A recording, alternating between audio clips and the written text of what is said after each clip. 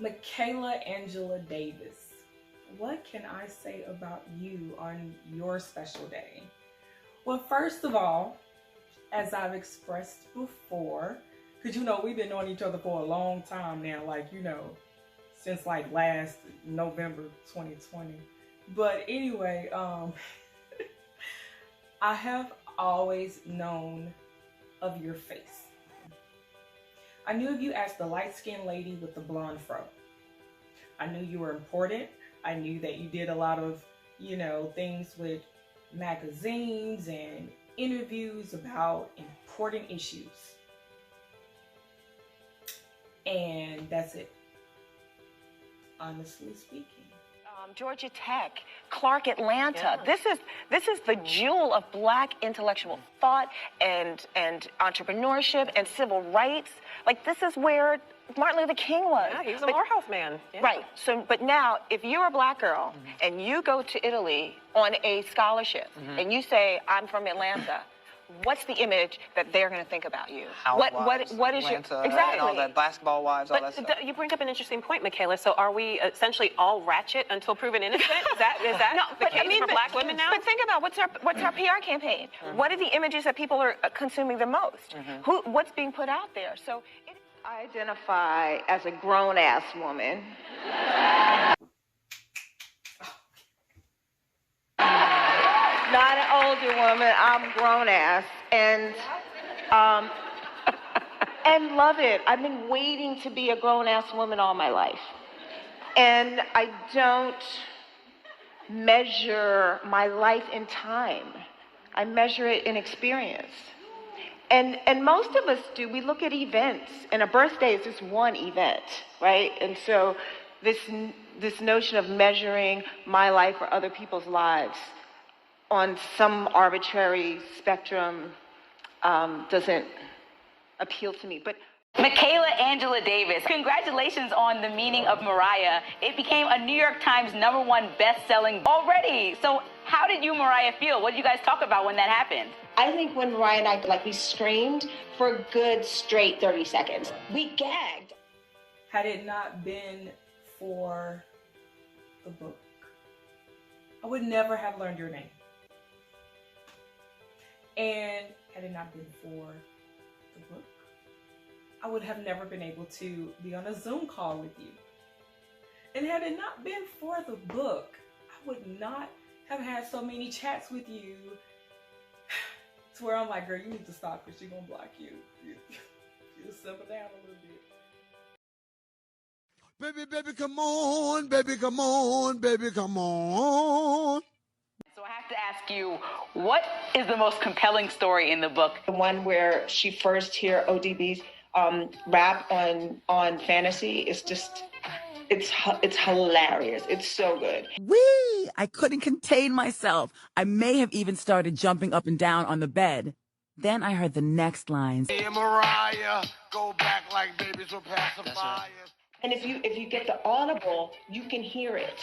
Me and Mariah go back like babies with pacifiers. Old dirt dog, no liar, keeping fantasy hot like fire. That was it. I am happy and blessed nonetheless to have made your acquaintance.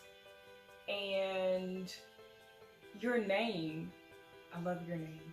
I know you've heard that many times, but I have a little story about your name. So around 2007, I was in an arts humanities class, and we had to choose a piece of art that we wanted to view, and then we had to research it, and we also had to plan out the trip to see that piece of art. And for me, that was Michelangelo's David. Of course, that's in Florence. And when I completed the project, the last paragraph asked us, so, do you plan on visiting for real? And I'm like, yeah, probably within the next year or two.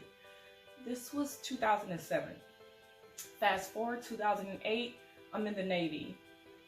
Where do I get stationed? Spain. Didn't even think about it, damn, I'm this close to Italy. So what I did is I traveled and went everywhere else, because I'm like, I'm gonna save Italy for last, you know, save the best for last. I don't make that mistake anymore. Now I just go. But finally, in 2011, I made the arrangements. I had approved time off from work, and I was heading to Florence and Rome and Greece, and it was just a matter of 2 weeks. And then tragedy struck, and I had to leave Spain, and I never got to make that trip. Changed my life forever in regards to how I do things, what I express to people, as I'm doing to you right now, because I do believe in giving people their flowers while they can smell them, while they can hear what I have to say. And so it wasn't until 2019 that I finally got to make that trip. I still did not know you at that time. So when I found out the meaning behind your name, I'm just like, I know his artwork. Okay. So anyway, I just wanted to share that little tidbit with you. You are such a voice. You speak things to the world, especially to us minority women, things that some of us didn't even know that we needed to hear, things that I didn't know that was missing, you know, from my thought process on a lot of things. And so I really gravitate towards people such as yourself.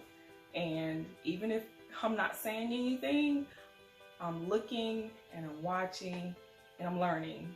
And also inside, I'm changing. So a lot of that I have to thank you for. And your success with the memoir, congratulations again. But I also want to share that back in 2011, April 2011, I was blessed with a little girl. Her name was Cassidy. She only lived 4 months. However, I do pray to become a mom again. And when I do, you know, no matter how that happens, if I have to end up adopting, that's okay. But when I become a mom again, I definitely intend to use this. This is adorable. I've looked through every page, read every line, every suggestion on what should be entered in. Unfortunately, I didn't have that chance to get that far, but this is going to be something that I keep for that time, hopefully in the very near future. And of course, I bought another one because, you know, we can't just buy just one of anything. You know, I done gave away 4 of them books, and I still just keep shining. You're such a beautiful spirit, and I love you. Happy birthday.